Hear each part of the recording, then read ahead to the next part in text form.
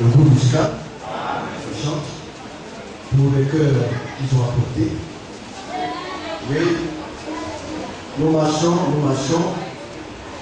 Arrivé à un certain moment, on ne manque pas et on apprécie. Nous faisons un bilan pour voir ce qui s'est passé dans notre vie, pour voir ce que Dieu a fait et ce qu'il reste à faire. Alléluia. Quand nous marchons, arrivé à un certain moment, il faut demander certaines choses. Mais seulement, quand on veut demander, il faut le faire selon son esprit. Parce que le chrétien ne marche pas parce qu'il a envie de marcher. Il est conduit par quelque chose. Et cette chose-là, c'est le Saint-Esprit. Donc tout ce que nous faisons, nous devons le faire pousser par l'Esprit de Dieu. Et quand l'Esprit de Dieu te pousse à faire quelque chose, tu ne peux que l'accomplir dans l'amour de Dieu. C'est pourquoi le chrétien, il ne vit que par amour et pour l'amour de Dieu. Par amour, parce que nous dépendons de cela. Pour l'amour, parce que c'est de lui que nous sommes. C'est pour lui que nous vivons. Oui, bien-aimés, nous avons été créés ainsi, pour adorer notre Seigneur, pour lui faire plaisir dans tous les domaines de notre vie, afin qu'il nous bénisse. Et c'est un plaisir pour Dieu de savoir que ses bien-aimés, ses enfants, pratiquent sa parole, lui font honneur, lui obéissent. Et quand il regarde cela, il dit, il est bien entendu que lui aussi vienne et qu'il accomplisse ce qu'il doit accomplir. Alors nous disons merci au Seigneur. Dans la marche, il faut savoir aussi faire des efforts. Il ne faudrait pas être un partisan de moins d'efforts. Même le royaume des cieux que nous sommes en train de chercher, c'est avec violence que nous allons y accéder. Alléluia. Le Seigneur pouvait le dire que le royaume des cieux est forcé. Et ce sont les violents dans la foi qui s'en empareront. Alors quand on dit aux frères, faites un effort, prenez quelques jours de temps en temps pour les jeunes. Mais pour des jeunes salvatrices, pour des jeunes qui sont bien pour nous-mêmes. Depuis longtemps, nous prions, nous jeûnons pour notre vie spirituelle, afin que l'amour de Dieu soit dans notre cœur, soit dans notre vie, afin que davantage nous apprenions à nous attacher à Dieu, à nous démarquer des choses qui ne sont pas du diable. Nous le faisons plusieurs fois. Mais ceux qui ont été fidèles, ceux qui ont compris la nécessité de la chose, qui n'ont pas aimé la facilité et qui se sont attachés à la volonté de Dieu, mais il est normal qu'ils ne sont pas surpris quand la bénédiction viendra. Et le Seigneur nous avertit par rapport à notre constance dans la marche, dans notre adoration, par rapport à notre régularité dans l'obéissance de la parole de Dieu. Mais pourquoi il le fait? Il nous le dit, il nous demande d'être toujours prêts, afin que nous ne soyons pas surpris. Mais si tu n'es pas prêt, si tu ne fais pas des efforts pour être toujours dans l'actualité, mais un jour l'enlèvement viendra et tu ne sauras même pas que l'enlèvement a eu lieu. Tu seras surpris. Et il en est de même. Quand le Seigneur dit qu'il y a des pauvres qui demeurent pauvres, ce n'est pas du mensonge. Hein? Celui-là qui a un esprit pauvre, tu vas le prendre, tu vas le mettre dans le feu, tu vas le chicoter, tu vas enlever sa peau, il ne se détachera jamais de sa pauvreté. Parce que pour lui tout est facile. Pour lui tout est simple. Pour lui tout est léger. Quand on lui dit qu'il faut jeûner un peu, alors lui il se croit plus intelligent. C'est là il se dit, mais je jeûne pourquoi? Moi-même j'ai tellement mal ici. Vraiment, demain je dois travailler. Je suis quitté au travail, je suis fatigué. Est-ce qu'il faudrait que je jeûne? Vraiment, Dieu lui-même me comprend. Mais, il faut arracher quelque chose. Bien aimé, le Seigneur a dit à Israël, je vais vous conduire dans un beau pays. Dans un pays où coule le lait et le miel. N'est-ce pas? Amen. Mais quand Israël est rentré, c'est un pays rocailleux. C'est des pierres partout. Quand il marche, ils trouvent le désert. Ils trouvent des pierres. Mais ce pays arrosé est arrosé par Dieu lui-même. Alors Israël a compris qu'il fallait qu'il casse les pierres. Qu'il ait l'esprit créatif, l'intelligence de Dieu pour irriguer. Alléluia. Et l'esprit du Seigneur, quand il vient, le désert même par votre foi fleurit. Alors le désert a fleuri en Israël. Israël est devenu aujourd'hui le pays le plus beau du monde. Alléluia. Allez-y en Israël, les agrumes. Vous allez entrer dans l'agriculture. Israël a été pays, mais Israël est autonome. Israël a tout ce qu'il faut pour nourrir sa population. Mais parce qu'ils ont pris le goût du travail. Ils n'ont pas aimé la facilité. Le Seigneur les a habitués à ça. Mais le chrétien aujourd'hui, il veut dormir. Et puis il veut voir la richesse descendre du ciel. Il aimerait qu'on vienne et qu'on lui mette une cuillère en or dans la bouche. Et puis là, il est content. Mais non. Il faut être courageux. Alléluia. Alors, quand on parle de gêne, si tu as jeûné, le Seigneur va créer en toi la disposition nécessaire. Mettre en toi la sagesse et l'intelligence. Pour, comme on le dit, entreprendre. Il va te donner la sagesse pour réussir. Il va mettre tout ce dont tu as besoin. Débrayer le territoire, alléluia, le terrain, de tout ce qu'il y a. Et là, même si tu serves dans un endroit localieux, le Seigneur fera pousser ce que tu as semé. Parce que tu as eu confiance en lui. Et ça, c'est de cette vision que le Seigneur voudrait pour ses enfants. Et j'ai été surpris et reconnaissant au Seigneur de savoir que dans certaines familles, même les bébés même ont jeûné. Oui. Ce matin, je me suis acquéri de cela.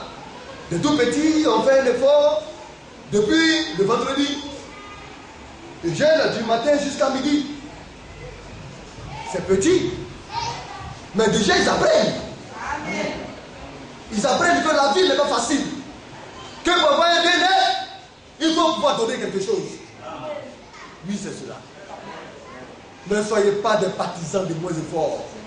En train d'être là toujours à vous garder, à vous rassasier. Et quand on mange trop, on rentre beaucoup et on devient Chanel.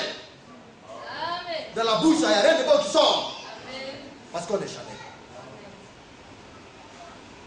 Que le Seigneur nous aide. Nous allons prendre, nous avons vu et prier pour les deux premiers sujets. Le vendredi, alléluia. Alors, nous avons parlé du juste. N'est-ce pas? Nous avons eu à dire qu'il y a de la bénédiction sur la tête des justes. Du juste, n'est-ce pas? Ça est sur sa tête. L'enfant de Dieu qui est juste, qui met une vie de sainteté. Dieu dit, regarde, les bénédictions là sont sur ta tête. Nous allons lire cela, Proverbe 10.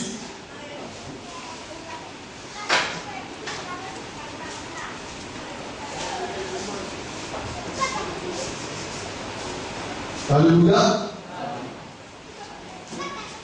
Proverbe 10, le verset 6. Proverbe 10, verset 6. Oui. Il y a des bénédictions sur la tête du juste. Alors, si la tête est du juste, celui-là qui va dans la justice de Dieu, celui-là qui va dans la sanctification, tu es dans l'amour pour la parole de Dieu, il y a des bénédictions sur ta tête. Mais ce n'est pas qu'il ne le sait pas. Dieu dit qu'il a déposé ça. Lève les yeux seulement et regarde. Comme je disais à mes aimés, voilà une sœur qui a toujours sur la tête des bananes de quel vent.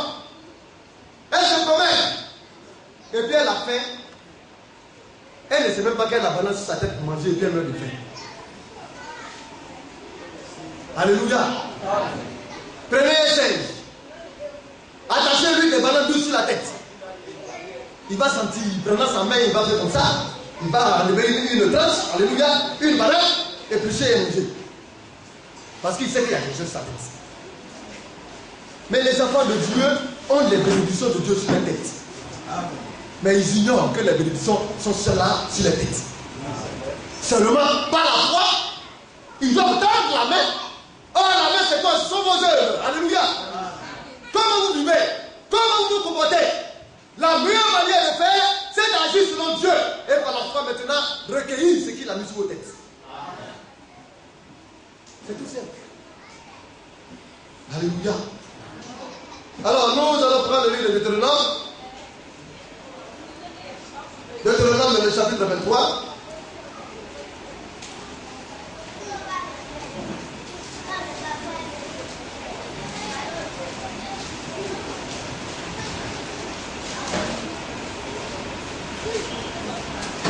Nous allons lire le verset 5 seulement.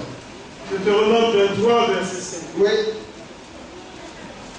Mais l'Éternel, ton Dieu, Le verset 4. Le verset 4. le verset 4. Oui, assez. Parce qu'ils ne sont pas venus au-devant de vous avec du pain et de l'eau sur le chemin lors de votre sortie d'Égypte, et parce qu'ils ont fait venir contre toi à prix d'argent Balaam, fils de Béor, de Pétor en Mésopotamie, pour qu'ils te maudissent. Donc il s'agissait des Ammonites et des Moabites, les cousins d'Israël. Quand Israël passait, Israël a demandé la paix. L'enfant de Dieu, il est paisible et il est un homme de paix. Mais ils n'ont pas voulu recevoir Israël. Quand ils savaient qu'à tout prix Israël allait passer, alors ils ont cherché le mal à du mal à faire du mal à Israël. Ils sont allés voir un prophète. Vous connaissez cette histoire?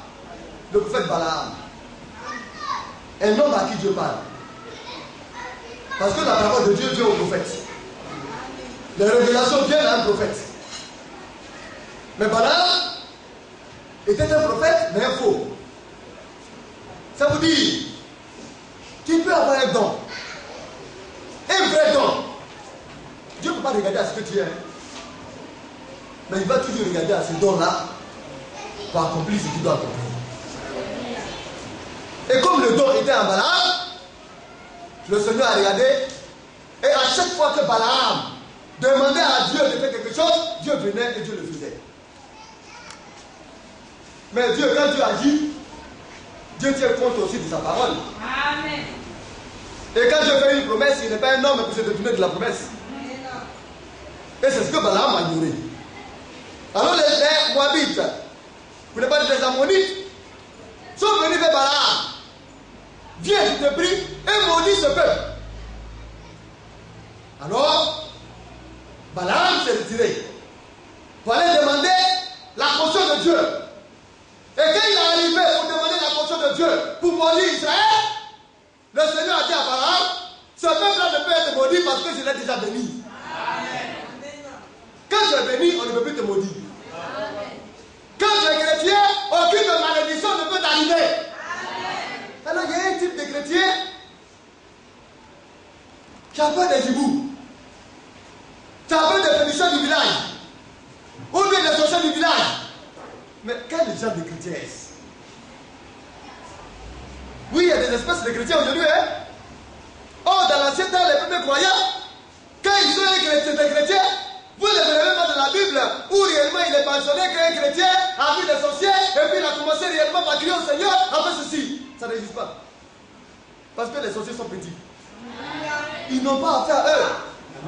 Ils ont affaire à d'autres choses, comme ils vont faire voyer au ciel. C'est ce qui les intéresse. Mais ton sorcier, là, il faut venir. Ils ne t'ont pas provoqué, le chrétien ne provoque pas. Mais quand tu cherches, tu vas trouver. Parce qu'on ne peut pas maudire un enfant de Dieu. C'est pas possible. Le sang de l'alliance. La bénédiction déjà repose sur eux et sur la tête. Toi, le sorcier, ou bien le marabout, toi, passez-vous pour bénir. Alors c'est ce que le Seigneur essaie de rappeler à Israël. Or, nous sommes Israël spirituel. Nous sommes le peuple de Dieu. Nous sommes des saints. Alléluia. Parce que les cinq ministères ont été donnés pour l'édification et le perfectionnement des saints. Si tu n'es pas un saint, tu n'es pas là-dedans. Or, si tu es un saint, c'est parce que tu es juste que tu es un saint. Et ça, il faut le savoir. Oui, bien, nous continuons. Le verset 5 maintenant. Verset 5. Mais l'Éternel, ton Dieu, n'a point voulu écouter Balaam. Alors, il a dit à Balaam, ça, là, je ne peux pas faire ça. Alléluia. Quand Balaam appelle le Seigneur vient. Quand Balaam interroge le Seigneur sur quelque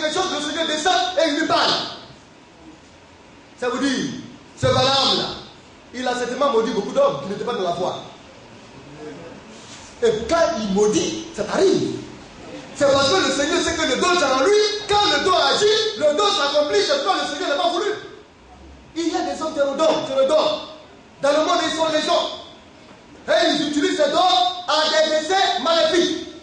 Mais si toi tu ne reposes pas dans la voie de Dieu, et que tu crois à un tel individu sur ton chemin, mais il te fera du mal, bien aimé. C'est pourquoi les enfants de Dieu doivent veiller à garder leur équilibre à l'intérieur de la parole de Dieu. La seule chose qui fait que la bénédiction ou la malédiction ne peut jamais nous atteindre, c'est la parole de Dieu. Parce que Dieu ne peut pas réduire sa parole. Alors il dit, mais l'Éternel ton Dieu n'a point écouté Balaam. Et l'Éternel ton Dieu a changé pour toi la malédiction en bénédiction parce que tu es aimé de l'Éternel ton Dieu. Il a changé la malédiction en bénédiction. Bien-aimé, tu vas prier le Seigneur pour la parole de Dieu. Messieurs et divers Pères célestes, nous te remercions pour tout ce que tu fais. Nous sommes venus, Seigneur, à ton rendez-vous. Et nous voulons te rencontrer. Nous savons que tu te trouves à l'intérieur de ta parole. Nous avons besoin de recevoir la vie qui se trouve en toi. Dispose-nous, Seigneur, ce matin. Et que tu parles puissamment à notre cœur. Puissions-nous être attentifs afin de saisir ton langage. Et que ta parole, Seigneur notre Dieu, soit inscrite sur la table de notre cœur. Nous nous attendons à toi. Viens, Seigneur notre Père, dispose ton serviteur, oins-le de ton esprit, que ce ne soit pas lui, mais que ce soit toi en lui qui nous parle, Seigneur. Nous nous attendons à toi. Viens et conduis-nous, car c'est au nom de Jésus-Christ, notre Seigneur et Sauveur, que nous avons prié. Amen. Amen. Que Dieu te bénisse. Ministre de Dieu. Alors, donc, le Seigneur ainsi a décidé de changer la malédiction en bénédiction pour quiconque viendra au-devant de nous, pour les prononcer sur nous. Le monde a cette sale habitude de le faire. Elle a dans sa bouche la malédiction. C'est la malédiction qui pullule partout. L'homme devient le bourreau de l'homme. L'homme pense à faire du mal à son prochain. L'homme cherche à piéger son prochain. L'homme cherche à tacler son prochain. Et le monde ainsi est sous le pouvoir de la malédiction. Alors le Seigneur dit, il faudrait que je préserve mes fils et les filles de cela. Mais, quand le Seigneur a dit cela, pourquoi le fait-il? Il dit parce qu'il nous a aimés. L'amour de Dieu. Alléluia. Il nous a montré toutes choses. Le Seigneur est le bon maître qui n'a jamais existé. Il n'est pas celui-là qui dit, prophète, et puis après on va. Lui-même il se fait à la tâche. En tant que parole de Dieu, dans le livre de Prophète 30, il a écrit que toutes les paroles de Dieu ont été prouvées. Il a été éprouvé. Lui-même il s'est mis à la tâche. Il a exécuté cela. Et il a trouvé que cela est bon. Alléluia. Que cela est efficace. Alors il dit à ses enfants, faites-le. C'est pourquoi il nous a aimés avant que nous l'aimions. Maintenant, pour avoir l'efficacité de la chose, comment est-ce que les choses doivent être? Nous allons lire le Proverbe 17, le verset 17.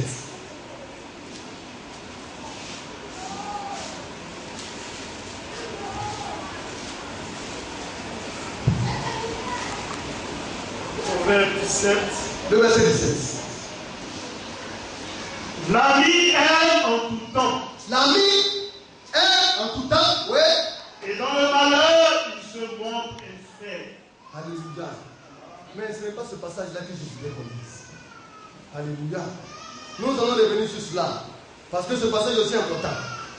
Mais nous allons reculer un peu. Pour voir dans le livre de Proverbe 10, voir. Proverbe 10, le verset 12, voir. Est-ce que c'est cela?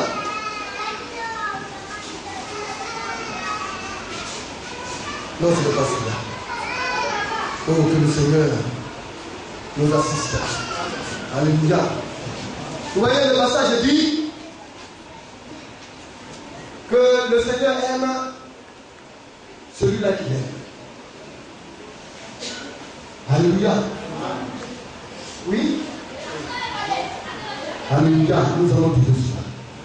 En attendant, quand son frère cherche à trouver, nous allons trouver cela. Nous allons trouver cela. Alléluia. Mais maintenant, on parle de l'amour. Dieu lui-même, il est amour. Vous voyez le tableau? C'est pourquoi on a mis ce tableau.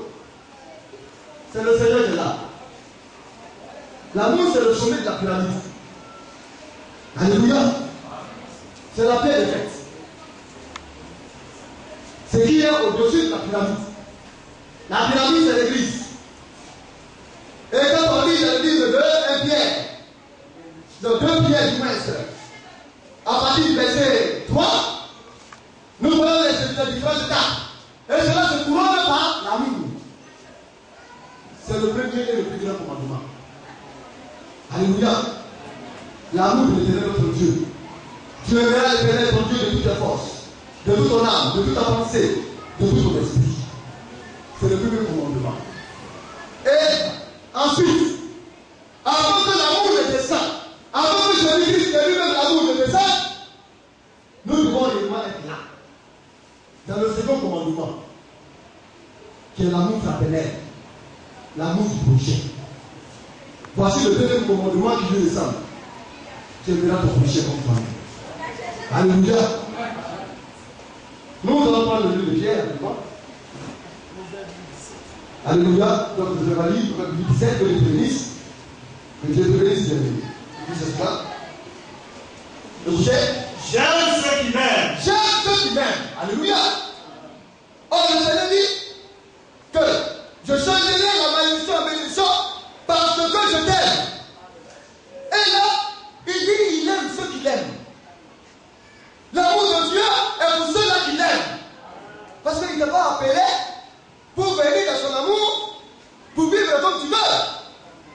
Quand Dieu a tant aimé le monde, il a donné son seul fils unique, Jésus. Afin que quiconque croit à la vie éternelle. Mais tu crois comment? Pour avoir la vie éternelle, tu crois comment? Il y en a qui pensent que c'est d'exécuter une situation formaliste. On vient pour la forme. On dit on a fait son baptême, on a accepté Jésus-Christ. Alors on est sauvé et puis on fait n'importe quoi. Il ne s'agit pas de cela. Quand tu t'amènes à lui, c'est que tu dois croire. On croit, c'est avoir la foi. Et avoir la foi, c'est avoir confiance en Dieu et demeurer dans ce qu'il dit. Alors, comme le Seigneur le dit, frère, tu peux le redire. J'aime ceux qui m'aiment. Oui. Et ceux qui me cherchent me trouvent. Mais ça ne ment pas. Ça n'a jamais failli. Le Seigneur aimera toujours ceux qui l'aiment. Et si tu ne l'as pas encore trouvé, et que tu le cherches de tout ton cœur, il se laissera trouver par toi. C'est ça le Seigneur. Nous allons aller dans Pierre rapidement, 2 Pierre 1. Nous allons avancer parce que nous allons finir. Je veux juste finir pour qu'on passe à la prière. Parce que nous parlons de bénédiction. 2 Pierre. Est-ce que c'est un Pierre? 2 Pierre chapitre 1. Excusez-moi, je n'ai pas pris les notes aujourd'hui. Les ai démobilisés cela. Avant les versets 3. Écoutons. Sa divine puissance nous a donné tout ce qui contribue à la vie. Sa divine puissance. Mais quelle est cette divine puissance? C'est le Saint-Esprit. C'est la divine puissance de Dieu là. Et elle nous a donné tout ce qui contribue à la vie. Oui, frère, nous continuons. Et à la piété. Pour que nous soyons comme Dieu, nous puissions aimer comme lui aime. Oui, frère. Au moyen de la connaissance, oui, de celui qui nous a appelés par sa propre gloire, oui, et par sa vertu. Alors, au moyen de la connaissance, de qui? De celui. Qui est celui-ci? Jésus. Amen. Il nous a appelés par sa propre gloire et sa propre vertu, sa propre puissance. C'est Dieu le Saint-Esprit. Le Saint-Esprit, c'est la puissance de Dieu qui permet aux chrétiens de réaliser ce qu'ils veulent réaliser. Qui qui permet à la parole de Dieu d'exécuter la sentence de Dieu dans la vie de chaque croyant. C'est le Saint-Esprit. C'est pourquoi il doit demander d'attendre l'arrivée du Saint-Esprit. Oui, frère, nous continuons. Celle-ci nous assure de sa part les plus grandes et les plus précieuses promesses. Alors, le baptême du Saint-Esprit, qui nous introduit dans la connaissance de Jésus, nous assure de la part de Dieu les plus grandes et les plus précieuses promesses. Le chrétien doit s'asseoir sur les promesses. C'est ça qui fait tiquer Dieu. Quand Dieu voit cela, le Seigneur tremble parce qu'il est pressé à exécuter son sentence. Sa parole. Sans promesse de Dieu, la parole de Dieu là n'a pas de valeur. C'est les promesses qui font de la parole de Dieu quelque chose de valeureux. Et l'une des grandes promesses, c'est notre départ pour le repas des noces de l'agneau. C'est pourquoi si nous adorons, si nous obéissons, cela ne sera pas en vain. Parce que la promesse nous a été donnée et parce que nous avons obéi, nous allons y aller. Alors ce sont des promesses les plus grandes et les plus précieuses. Quand on dit grand et précieux, imaginez-vous un peu ce que ça peut être. Ça dépasse l'entendement humain. Oui, frère, nous continuons. Afin que par elle, vous deveniez participants de la nature divine. Donc, au travers de ces promesses, au travers de la connaissance de Dieu, nous allons devenir une partie de Dieu. Nous allons participer à la nature de Dieu. Or, pour être de la nature de Dieu, il faut avoir en soi la parole de Dieu. Il faut vivre l'amour. Parce que Dieu lui-même, il a l'amour. Oui, frère, nous continuons. Nous allons lire rapidement. En fuyant la corruption qui existe dans le monde par la convoitise. Oui. À cause de cela même, faites tous vos efforts pour joindre à votre foi la vertu. Nous devons faire de tous nos efforts. Il y a des efforts pour nous ici. Alors le chrétien, c'est quelqu'un qui s'efforce. C'est quelqu'un qui se bat pour sa vie. Nous devons faire de tous nos efforts. Pour jouer la foi, oui, la vertu. À notre foi. Alléluia. Or, la foi, c'est ce qui va nous permettre demain de ne point chanceler. C'est ce qui va nous donner de ne point être idolâtre, de ne pas tendre à tout droit de doctrine. Or, la foi, c'est l'enseignement apostolique. Alléluia. C'est pourquoi on parle de la foi des apôtres et des prophètes. C'est la doctrine. Quand tu as la foi, tu reposes dans la doctrine des apôtres. Tu es dans le conseil de Dieu. Alors, à cette fois, on doit ajouter la vertu. Tu as une puissance. Alléluia. Parce que la vertu, c'est la puissance qui transforme. C'est la puissance qui fait de toi un véritable disciple. Tu es venu. Tu as reçu le conseil de Dieu, la parole du Seigneur, le langage de Dieu, la doctrine du Seigneur. Maintenant, il faudrait que ta vie puisse réellement s'accorder avec cette foi que tu as reçue. Et ensuite, à la vertu, nous apprenons maintenant à connaître Dieu. La connaissance. Or, cela se passe à l'église. La liberté. À la connaissance, la tempérance. C'est la maîtrise de soi. Oui. Parce que quand tu arrives là, quand tu as ça, on va t'inciter, tu vas plus répondre. On va te faire par là, tu ne vas même pas agir. On va te mépriser, tu vas aimer. Tu vas comprendre. Tu seras toujours compréhensible. Et tu te maîtriseras. À la maîtrise, la patience. Là, tu vas apprendre que les choses de Dieu ne s'obtiennent pas comme ça facilement. C'est là que je vais te montrer que même quand tu vas planter, vous voyez, comme on le dit en bus, ou même si tu vas planter, comment on appelle ça, un blé, du blé, le blé ne va pas se donner, ça, grandir aussi tôt pour te donner le fruit. Mais il y a des étapes. Il faut apprendre à attendre. Mais en attendant, tu entretiens. Alors vous dites, entretenez vos foi et soyez patients jusqu'à ce que Dieu accomplisse ce qu'il doit accomplir. À la patience, la piété, là, on devient maintenant comme Dieu. La parole de Dieu devient naturelle à nous. On n'a plus besoin de faire des efforts pour ne plus combattre. On n'a plus besoin de faire d'efforts pour ne plus être adultère. Parce que tu ne peux plus être adultère. Mentir, voler, convoiter, être adultère. Vous voyez, inciter. C'est la vie de Dieu maintenant qui est en toi. Oui, tu es une partie de Dieu. Et là maintenant, l'amour fraternel. Oui, nous allons lire rapidement. Continue. Oui. À la vertu, la connaissance. Oui. À la connaissance, la maîtrise de soi. Oui. À la maîtrise de soi, la patience. La maîtrise de soi qui est la tempérance. Oui. À la patience, la piété. La piété. Oui. À la piété, l'amitié fraternelle. Alors c'est l'âge dans lequel nous sommes. Pourquoi nous disons que les temps sont finis? Parce que tous ces âges ont été parcourus. Ce sont des âges.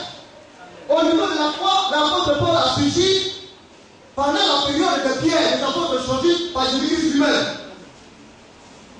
C'est le premier âge de chrétien.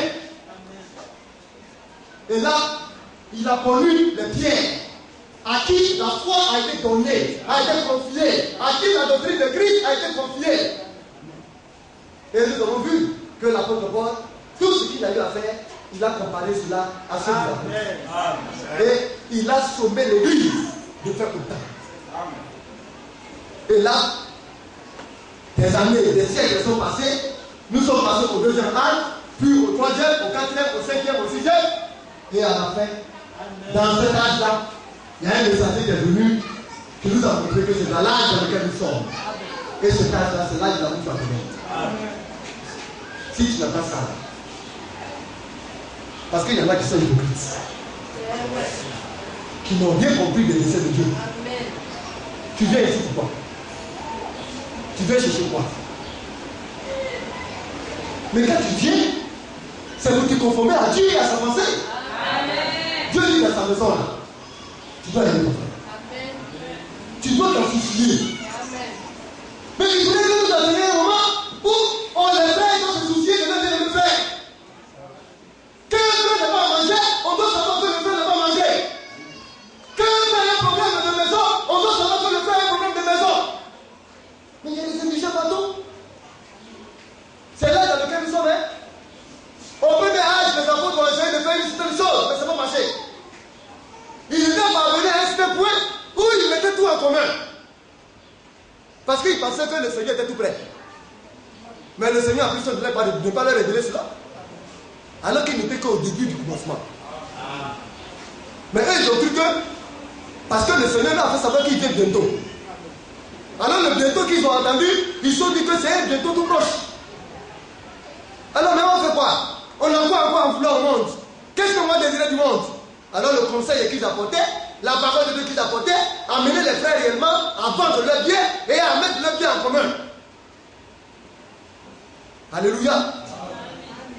Mais seulement le temps n'était pas arrivé. Et ils étaient assis, ils mangeaient, ils priaient et ils menaient joyeuse vie. Alors Dieu a regardé, Dieu dit, c'est maintenant le début de mon œuvre où vous voulez dormir. Je vais amener des persécuteurs pour vous persécuter afin que mon œuvre puisse aller de l'avant. Alors le Seigneur les a dispersés. Mais, nous sommes parvenus à la fin. C'est là. C'est le bilan à ce qu'on fait, parce qu'il y a un certain courage qui arrive. Alors on va vous dire, non frère, vendez tout ce que vous avez dit, c'est faux. Ne le faites pas maintenant. Mais le temps va venir, le Saint-Esprit vous dira, faites-le. C'est pourquoi il faut se laisser conduire par l'Esprit. Parce que quand l'enlèvement sera très proche, la voix de Dieu va retentir dans le cœur de chaque croyant. Tu sauras que l'enlèvement est là. Mais le païen et les soi-disant ne le seront pas. C'est ce qui est dit dans la Bible. Apocalypse 22 nous le dit. Le Saint-Esprit et l'épouse disent Amen. Le Saint-Esprit qui est lié à l'épouse. Oh, le Saint-Esprit c'est Dieu lui-même. Oh, le Saint-Esprit est dans le cœur de l'épouse. Alléluia. Et le Saint-Esprit sensibilise l'épouse pour dire il est à la porte. Il est là. Alors quand le Saint-Esprit te convaincra, alors vous allez voir les frères convertis qui vont aller vider les comptes en banque pour relancer l'œuvre de Dieu. Ils vont aller vendre leur maison. Ils vont vendre tout ce qu'ils possèdent parce qu'ils savent que réellement ils n'ont rien à devoir à la terre. Mais cela vient Et c'est dans notre âge. Amen. Parce que nous en sommes au dernier. Avant que la paix de fête, l'amour ne vienne. Or, la paix de fête, c'est notre Seigneur Jésus-Christ. C'est l'amour lui-même. Alléluia. Oui, frère, tu t'es dit? C'est plutôt bien. À la maîtrise de soi, la patience, à la patience, la piété, à la piété, l'amitié fraternelle, oui, c'est l'amour fraternel. À l'amitié fraternelle, l'amour. L'amour, quel couronnement. Quand l'Église a fait ça, l'amour va descendre. Alléluia. Alors il descend tout seul. Mais l'amour, c'est quoi? Notre Dieu nous a aimés. Alors il nous a donné les éléments de son amour. Dans le livre de 1 Corinthiens, le chapitre 13, nous allons lire cela. Mettez cela sur Dieu d'abord, et ensuite que cela se répande sur nous. Parce que, vous allez voir, c'est lui notre modèle.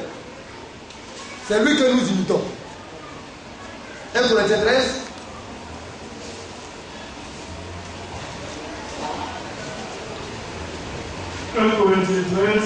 Nous allons lire à partir du verset 4.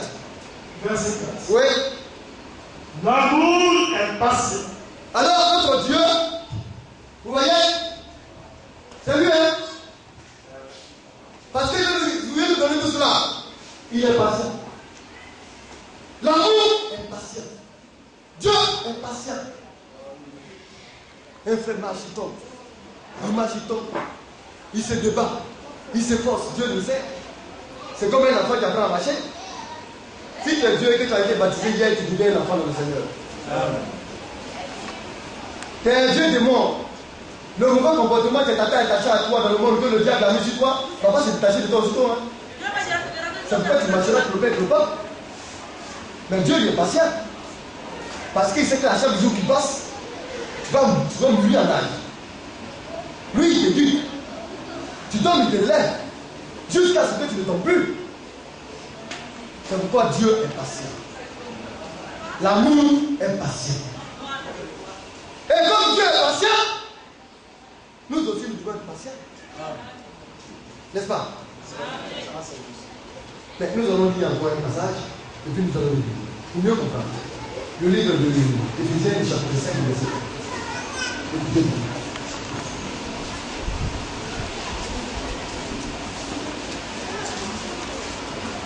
Éphésiens 5, verset 1. Oui. Devenez donc les imitateurs de Dieu comme des enfants bien-aimés. Alléluia. On doit devenir comment? Des imitateurs de qui? De Dieu. Oh, qui est Dieu? L'amour. Alléluia. Donc quand on dit ici l'amour, c'est Dieu lui-même qui est là. C'est le comportement de Dieu ça. L'amour est patient. Oui, frère, attention. Et marcher dans l'amour. Oui. À l'exemple de Christ. En Christ, c'est Dieu manifesté dans la chair. Nous devons imiter Dieu en marchant dans l'amour à l'exemple de qui? De Christ. Alléluia. J'ai changé pour vous. Toute malédiction en bénédiction parce que je vous ai aimé. Et il dit, j'aime ceux-là qui l'aiment. Oh, ceux-là qui l'aiment, ils l'aiment comment? Alors nous venons à l'amour. Alors nous retournons dans le livre de 1 Corinthiens 13. L'amour est patient. Alors nous devons aussi être aussi patients. Oui. Il est plein de bonté. L'amour est bon. Alléluia. Quand tu es chrétien, tu deviens bon. Mais c'est pourquoi on voit des frères, tu en veux de la bonté. Oui, il y a des frères qui sont là. Ils ne peuvent pas voir un frère souffrir et le laisser passer. Alléluia.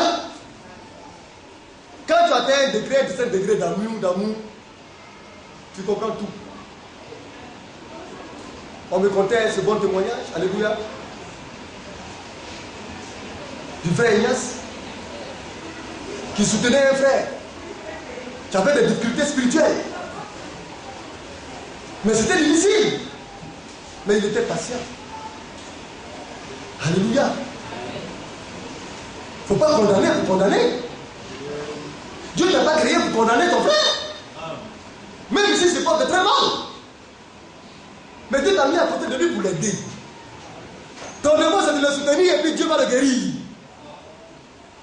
Mais en le condamnant, en le brimant, toi tu es en train de dire à Dieu qu'il est incapable de réaliser ce qu'il doit réaliser.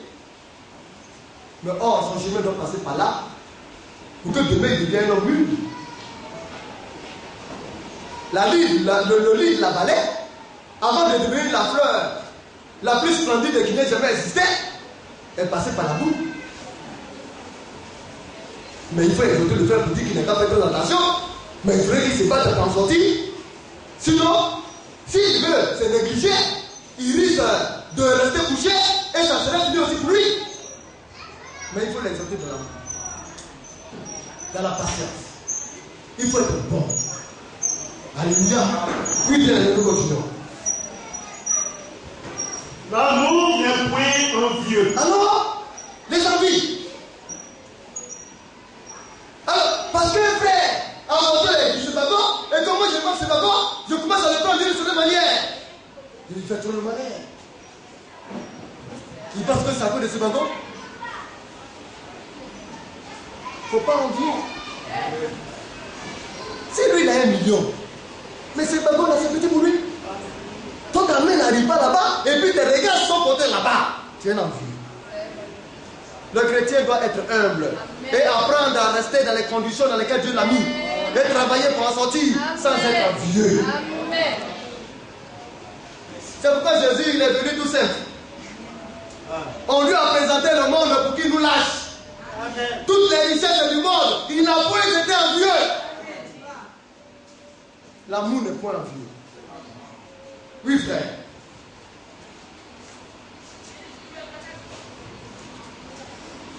L'amour ne se vante point. Alors, moi, c'est moi. Je fais ceci. Je fais cela. Je vais faire cela demain. Je vais être comme ça demain. Il est venu tout homme, tout humble. C'était l'être le plus puissant que jamais l'humanité n'ait connu. Mais quand tu le gifles, il dit qu'est-ce que je t'ai fait vite m'a giflé. Alors il suffit seulement de passer, de répéter une petite parole seulement, et puis pour toi c'est fini pour toi. Il était puissant, mais Jésus était humble. Il ne se vantait pas. Oui, mais Il ne s'enfle point d'orgueil. il n'est point orgueilleux. Il était humble. Et l'équivoque, le Dieu puissant, le Dieu vivant, tu es devenu seulement un être humain. Ceux qui on a insulté, on a tracé son temps, on l'a frappé, on l'a traité de démon. Mais il n'a point répondu. Alléluia. Il n'était pas orgueilleux. Nous aussi, nous ne devons pas être orgueilleux. Il y a des hommes qui ont un certain esprit. Hein? Quand ils sont au milieu de vous, là, ils vous posent. Présence. Est-ce que tu sais? Le frère m'a dit que tu es comme ça. Hein? Frère, mais. Est-ce que tu sais ce que je viens à dire de voir? Alors, maintenant, s'il n'est pas spirituel, s'il est charnel, alors il se fait la dire encore. C'est frère Ignace qui fait ça de moi. Si frère Ignace aussi n'est pas spirituel, n'est pas charnel, il est charnel, il va dire un bon animal, c'est un animal qui fait ça de moi. Mais on va voir. Et puis on veut s'asseoir dans l'église de Dieu. Et puis quand on s'assoit dans l'église de Dieu, on a les yeux comme ça. Et puis on le regarde. On le regarde avec aversion. L'ennemi a utilisé un espèce. Un soi-disant frère. Il a pris la tête. Et il commence à mépriser son frère. Il se méprise l'un et l'autre. Sans savoir que c'est Satan qui a fait le jour. Mais ça, là, on doit vivre avec. Ça, là, ça cherche la bénédiction de Dieu. Quand un frère vient et qu'il commence à parler de l'autre, il faut dire, il faut arrêter. Il faut avoir pitié de moi. Si je ne peux pas y aller, pardon, il faut me laisser y aller. Pardon, si c'est comme ça, là, je dis au pasteur, tu n'as plus venu chez moi. Parce que je vais t'arroser de la parole de Dieu. La bénédiction est toujours sur la bouche des enfants de Dieu. Il ne confesse pas ce qui est négatif pour son frère. Mais si moi j'apprends que mon frère est fâché contre moi, mais le Saint-Esprit me dit va vers lui. À chaque fois que j'apprends qu'il n'est pas content, je me lève et puis je me lâche sur mon frère parce que c'est un ordre du Saint-Esprit. Parce que je veux aller à l'enlèvement. Parce que nous sommes dans cet âge-là. Si tu n'as pas l'amour fraternel, tu n'iras pas. Bien aimé. Alors l'amour fait quoi? Oui. Oui. Il ne fait rien de malhonnête. Il ne fait rien de malhonnête. Quand tu as l'amour de Dieu en toi, tu es honnête et tu es juste. Oui. Tu es juste. Bien aimé. Dans tes actions, dans tes activités, dans ce que tu dois, dans ce que tu dois faire vis-à-vis de Dieu, ce n'est pas pour un homme. Tout ce que tu fais, c'est pour Dieu. Parce que la parole de Dieu est venue en toi, tu es honnête. Tu ne fais rien de malhonnête. Oui, frère, continue. Il ne cherche point son intérêt. Alors, aujourd'hui c'est cela. Si je vais chez frère Yabis, je fais mes calculs. La tribu est là. D'après la tribu, blesse-lui. Nous ils ont dit blesse-lui. Bénis-moi. Mais tu vas le bénir pour qu'il le bénisse. Oui, les noms agissent. Ça, c'est le nom qu'Anthony a donné. Je regarde Blessel. Je regarde mon frère Yass. Je regarde mon frère Philippe. Je regarde un peu autour de moi. Je dis, ah, ces frères-là, ils sont très bien. Bon, si je fais mon calcul, je sais que si je vais chez Anthony, je vais l'état. Tout ce que je fais, c'est pas. Je fraternise par intérêt. Je ne vais pas fraterniser pour voir mon frère comme il se porte, hein? Comment sa famille se porte. Je ne vais pas le voir dans le but qu'ensemble on échange et qu'on passe des bons moments spirituels ensemble. Mais je vais le voir parce que je cherche quelque chose. Il y en a qui sont très intéressés. Oui, dans une maison, quand on va, on ne mange pas là, on ne va pas là-bas. Alors quand on va, la manger est versée à la table. Ah. Alors on va là-bas. Mais chez les pauvres, comme je le disais la dernière fois, tu ne veux pas aller t'asseoir sur ta brûlée? Parce que ça te brûlait les fesses. Mais c'est que ce sur quoi tu vas t'asseoir demain là, tu ne sais pas, hein? Ta brûlée est petite. Parce que l'enfer, c'est terrible, hein? Aimons nos frères sans intéresser. Amen. Oui.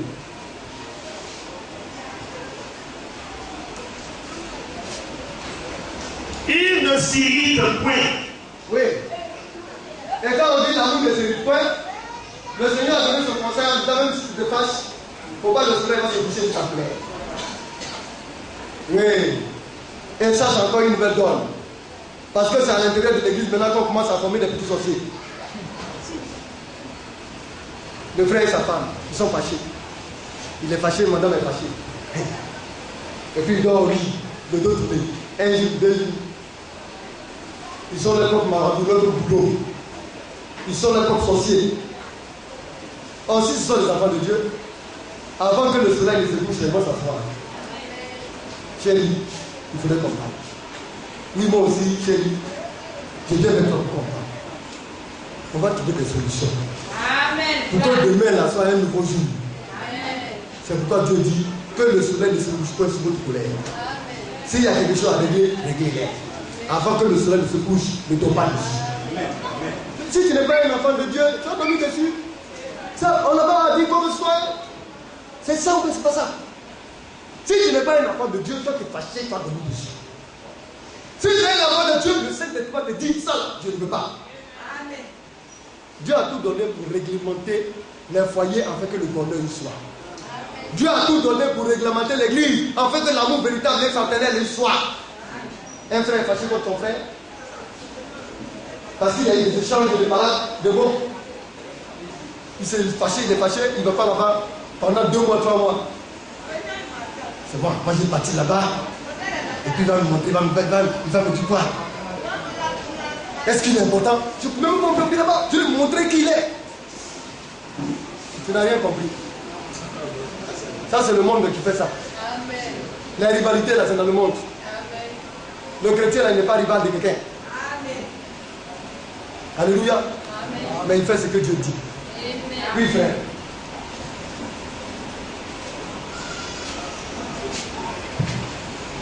Il ne soupçonne point le mal. Oui. Oui. Alors, quand on voit un frère quelque part, ah, tu l'as vu, hein? Mais j'ai vu un frère, viens écouter quelque part là-bas, il est arrêté là-bas. C'est là, c'est vraiment, il est là-bas. Mais si tu n'as pas de preuve, Dieu lui parle de flagrant délit. Tu l'as pris sur les faits. Si tu ne l'as pas pris sur les faits, ne le soupçonne pas. Dieu ne t'a pas appelé pour le soupçonner. Ton devoir là, c'est de prier pour lui et de t'approcher de lui. Soyez pragmatique. Si tu l'avais dans le noir, ne dis pas à quelqu'un, approche-toi de lui, frère, je t'ai vu un jour au bled de l'Éternel, qu'est-ce que tu faisais là-bas? Il va t'expliquer. S'il t'a menti, Dieu lui-même se chargera de le dévoiler au temps marqué. Amen. Dieu ne t'a pas fait policier et gardien de ton frère. Il faut penser à toi-même ta propre vie, plutôt que de te préoccuper de la vie de tes frères. Amen. Les responsables de l'église sont là pour ça. Il y en a qui se font des pasteurs bis. C'est pasteur où? On t'a appelé à fidéliser, toi tu peux jouer le rôle de pasteur. C'est toi qui dois pouvoir maintenant veiller sur ton frère, pour voir ce qu'il fait. Non, il a fait ceci, non, il n'est pas sérieux, il a fait cela. C'est pas ton problème. Son père qui l'a payé, qui l'a appelé, va le tailler et va le rendre prêt par les devoirs. Adorons Dieu de la meilleure manière qu'il soit. Oui, frère, nous continuons. L'amour ne périt jamais. Il ne périt jamais. Si tu as de l'amour, tu ne mourras jamais. Rien ne pourra prévaloir contre toi. Le péché qui te fatigue finira par abdiquer. L'amour ne faillit jamais. Oui, bien, nous continuons.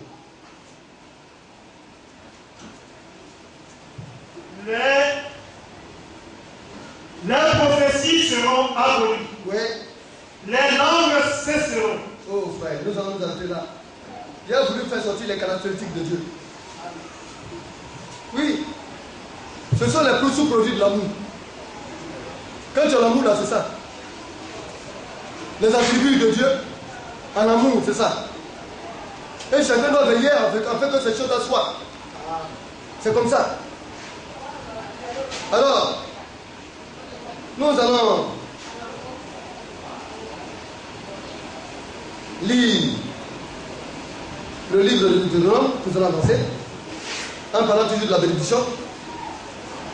J'espère que nous allons finir, parce que nous allons prier. Alléluia. Deutéronome, le chapitre 28. Donc, bien aimé, vous devez savoir que quand on aime le Seigneur, quelqu'un qui est mal animé n'a qu'à se tromper pour venir vous maudire. Au moment où il est en train de vous maudire, c'est Dieu qui change la malédiction en bénédiction. Lui, il pense qu'il vous fait du mal alors qu'il vous fait du bien. Ayez ça en tête et n'oubliez, je ne lâche jamais. On ne peut pas maudire un chrétien. Ce n'est pas possible. Alléluia. Deutéronome 28. Écoutons bien. Verset 1. Si tu obéis à la voix de l'Éternel ton Dieu, en observant et en mettant en pratique tous ces commandements que je te prescris aujourd'hui, l'Éternel ton Dieu te donnera la supériorité sur toutes les nations de la terre. Bien aimé, c'est une promesse, hein? Obéissance. Observation des commandements de Dieu. Quand tu fais ça, Dieu dit, je te donne la supériorité. Israël était une nation, mais nous sommes une assemblée. Chaque assemblée se bat. Chaque assemblée lutte. Quand même que nous faisons partie du même corps que le corps de Christ. Mais en dehors du corps de Christ, encore, il y a d'autres assemblées qui sont dénominationnelles, nous le savons. Dieu dit, il va nous donner la supériorité. Obéissance à sa voix, pratique les commandements de Dieu. Alors tu seras supérieur. Tu es libre de croire, ou bien de ne pas croire. Si tu obéis, si tu pratiques et puis tu ne demandes pas la supériorité, tu n'auras pas la supériorité. Parce que Dieu dit de demander. Seigneur, j'ai obéi à ta voix. Je pratique tes commandements, je veux être supérieur, ta parole l'a dit. Alors le Seigneur le fera. Nous continuons, frère. Écoutez bien. Voici toutes les bénédictions qui se répandront sur toi, Ouais. et qui seront ton partage lorsque tu obéiras à la voix de l'Éternel ton Dieu. C'est une petite condition. Quelque chose que j'ai tout fait. Il nous a tout donné. Même l'obéissance là, tu ne peux pas arriver à obéir de toi-même. C'est pas possible. Il dit vous ne pouvez rien sans moi. Alors pour obéir, même il faut lui demander. Et c'est ce que nous devons faire des années et des années. Nous pensons que les frères obéissent à Dieu. Même si elle n'est pas totale, les frères reposent dans l'obéissance de Dieu. Il dit, voici les bénédictions qui vont t'accompagner si tu obéis. Obéis, c'est vrai, mais il y a quelque chose derrière l'obéissance. Il y a la bénédiction. Ton épouse et toi, tes enfants, vous devez fidéliser avec Dieu. Mais parlez à Dieu et dites-lui qu'il a promis de vous bénir. Avant qu'il le fasse. Mais c'est un droit. Et Dieu veut que vous demandiez. Bien aimé. Alors maintenant il va énumérer les bénédictions. Oui, frère, nous continuons. Tu seras béni dans la ville et tu seras béni dans les champs. Alors, tu seras béni dans la ville. Ça, c'était dans la ville de Jérusalem. Pour Israël. Dans la ville de Samarie, pour ceux qui étaient. Pour ceux-là qui étaient en Naphtali et autres. Mais nous sommes où? Abidjan. Dans Abidjan, là, Dieu doit nous bénir. C'est tout. Je marche à Abidjan. Je vais chercher à manger. Tu as dit que tu veux me bénir parce que je vais obéir à ta voix. Bénis-moi. C'est tout. Nous devons réclamer. Nous devons demander parce que nous nous obéissons. Oui, bien aimé. Et tu seras béni dans les champs. Oui, ton champ c'est quoi? Mais n'empêche que nous devons faire des champs. Nous avons des forêts. Il faut faire des champs. On est là et on dort. Alors que Dieu a décidé de nous bénir dans nos champs. Faisons des champs. Frère. Faisons champs, faisons élevage. De gros et de petits bétails. C'est ça la Côte d'Ivoire. Ne tombez pas. Bougez. Battez-vous. Soyez entrepreneurs. Le Seigneur sera là pour profiler cela et bénir cela. Oui, frère. Le fruit de tes entrailles, le fruit de ton sol, le fruit de tes troupeaux, les portées de ton gros et de ton menu bétail, toutes ces choses seront bénies. Alors, d'abord le fruit de tes entrailles. Quand il va bénir le fruit de tes entrailles, tu n'as pas enfant, il va te donner l'enfant. Et il va bénir l'enfant que tu vas avoir et il va t'en donner encore. En Dieu, il n'y a pas de fébrilité. Maintenant, quand il te donne l'enfant, c'est quoi? Tu dois manger. Pour manger, il a fait quoi? Il voulait que le sol soit béni. Et qu'il y ait de l'agriculture. Mais dans ma sauce, on met quoi? La viande dedans. Alléluia. Tout notre entreprise doit être béni. Parce que nous obéissons à sa voix. Oui, frère. Ta corbeille et ta huche seront bénies. Alors, nos bien-aimés sœurs, qu'elles ont vos machettes, elles ne prennent plus de corbeille. C'est-à-dire qu'il n'y a plus de panier, c'est des sachets maintenant on prend. Parce que le sachet est vide. Le marché est cher. Le marché va devenir cher comme on prend la parole de Dieu. Amen. Dieu dit ta corbeille sera bénie. Amen. Ton panier là, quand tu attrapes, tu dois être penché. Amen. Tu marches. Quand tu arrives à la maison, tu es fatigué, c'est pourquoi tu dois payer ta scie. Ta huile, ça doit être bénie parce que ton huile là, tu ne vas pas dire payer sachet d'huile. Tu dois payer bouteille d'huile entière. C'est la parole de Dieu. Parce que Dieu veut que nos enfants et nos familles mangent. On dit de jeûner, alors on trouve que c'est difficile. Tu n'auras rien. Parce que pour toi tout est facile. Mais il faut te mettre, il faut fidéliser. C'est ça aussi l'obéissance. Si tu es dans une église, tu n'écoutes pas la voix de tes serviteurs de Dieu qui pêchent, mais tu te vas où? Tu es perdu. Tu dois participer à la vie, à tout ce que l'église fait. Et le messager l'a si bien dit. Oui, bien aimé. Tu seras béni à ton arrivée et tu seras béni à ton départ. Et je parlais un fait, je lui disais, mais pourquoi le Seigneur n'a pas déjà béni ton départ d'abord avant ton arrivée? Il a commencé par l'arrivée. Parce que tu peux commencer et puis ne pas arriver. Mais lui, il s'est puni d'abord ton arrivée. Il dit ton arrivée, là, c'est béni. Tout est bien carré. Maintenant, viens au départ, je t'ai béni et tu vas jusqu'à l'arrivée. Tu as un projet. Le Seigneur dit ton projet, dès son arrivée, est béni. Et quand tu le pries, il dit Seigneur, voici mon projet. Ayant béni déjà l'arrivée, dès le départ, il te donne sa portion et tu vas jusqu'au bout. C'est la parole. Oui, frère. L'Éternel te donnera la victoire sur tes ennemis qui se lèveront contre toi. Et les ennemis sont partout. Des marabouts par-ci, des sorciers par-là, des rancuniers, des colériques, des très très nerveux, des gens très bizarres. On va venir mettre un truc aussi pour être en Espagne pour dire que tu as passé avant ta chance. Il faut faire ça sur l'enfant de Dieu. Chance que tu cherches là, tu ne vas plus jamais chercher chance. Parce que Dieu va enlever toute chance que tu cherches là pour mettre sur ton enfant de Dieu.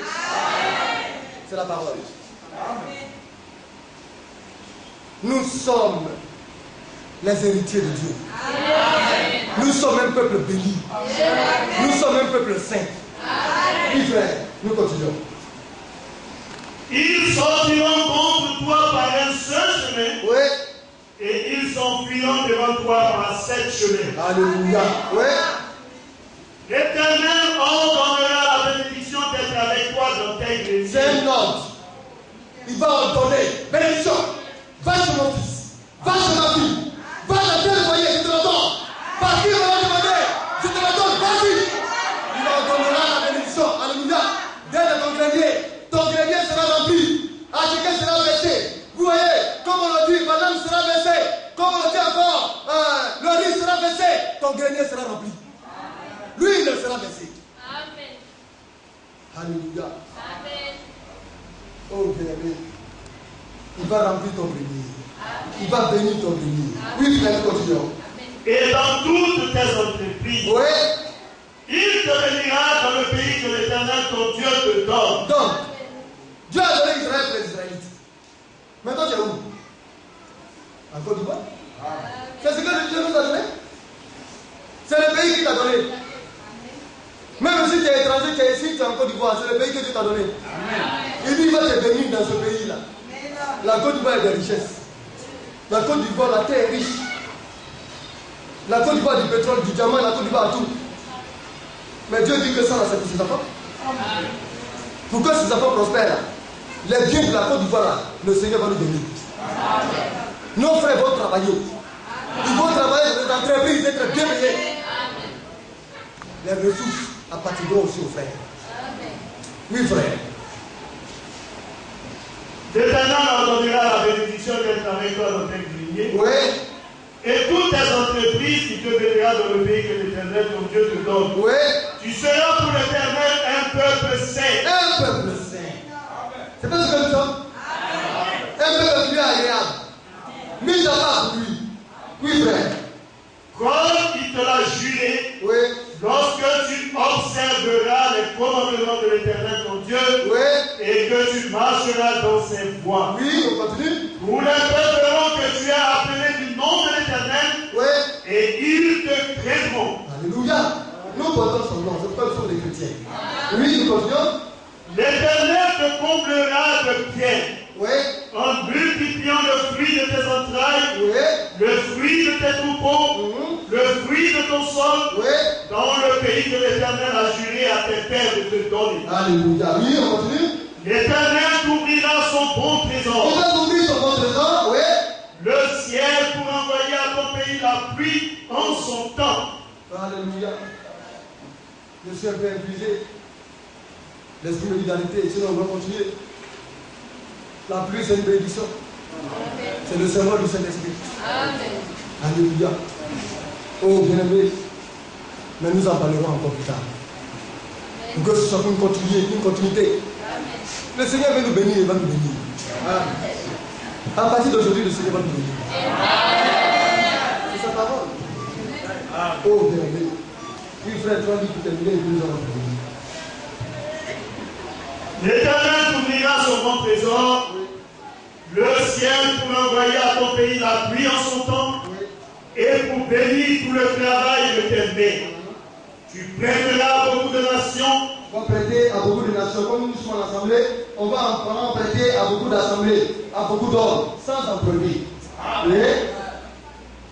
Et tu n'en prêteras point.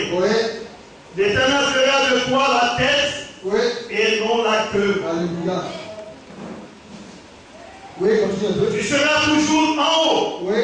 Et tu ne seras jamais en bas. Tu ne seras jamais en bas. Oui. Lorsque tu obéiras au commandement de l'Éternel ton Dieu, que je te prescris aujourd'hui, lorsque tu les observeras et les mettras en pratique. Alléluia. Tout cela pour la bénédiction de Dieu. Bien-aimé, que Dieu vous bénisse.